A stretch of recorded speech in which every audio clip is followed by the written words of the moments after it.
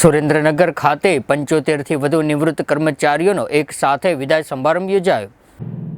જિલ્લા આરોગ્ય કર્મચારી મંડળની નવી રચના કરાઈ। પ્રમુખ તરીકે મનોજભાઈ ભટ્ટ બિનહરીફ વરણી કરવામાં આવ્યા હતા। સુરેન્દ્રનગર ખાતે પ્રેસિડેન્ટ હોટલ ખાતે જિલ્લા આરોગ્ય કર્મચારી મંડળનો સ્નેહ મિલન કાર્યક્રમ યોજાયો હતો। ત્યારે સુરેન્દ્રનગર જિલ્લા પંચાયત આરોગ્ય કર્મચારી મહાસંઘ દ્વારા સુરેન્દ્રનગરની હોટલ પ્રેસિડેન્ટ ખાતે સુરેન્દ્રનગર જિલ્લા પંચાયત આરોગ્ય કર્મચારીઓનું સ્નેહ મિલન તેમજ સન્માન સભાનું આયોજન કરવામાં આવ્યું હતું। જે સ્નેહ મિલન કાર્યક્રમમાં સુરેન્દ્રનગર જિલ્લા આરોગ્ય અધિકારી ડોક્ટર બીજી ગોહિલના અધ્યક્ષ સ્થાને યોજાયો હતો।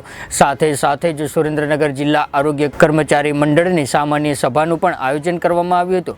જે કાર્યક્રમમાં ગુજરાત રાજ્ય આરોગ્ય કર્મચારી મહાસંઘના પ્રમુખ રણજીતસિંહ મોરી સહિત જિલ્લા અને તાલુકા આરોગ્ય મંડળના પ્રમુખો અને હોદ્દેદારો ખાસ ઉપસ્થિત રહ્યા હતા। જ્યારે કાર્યક્રમની સાથે સુરેન્દ્રનગર જિલ્લા આરોગ્ય વિભાગમાંથી નિવૃત્ત થયેલા 75 જેટલા કર્મચારીઓનો વિદાય સમારંભ યોજવામાં આવ્યો હતો।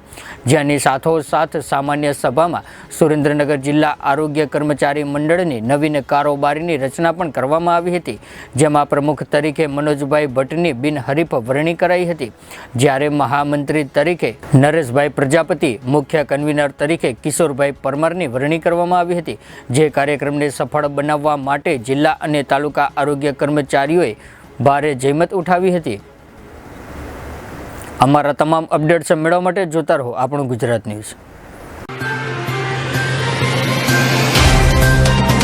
तो व्हाट्सएप, ट्विटर, फेसबुक, इंस्टा जहाँ भी आपका अकाउंट है, इसे शेयर बटन के द्वारा वहाँ पर शेयर करें।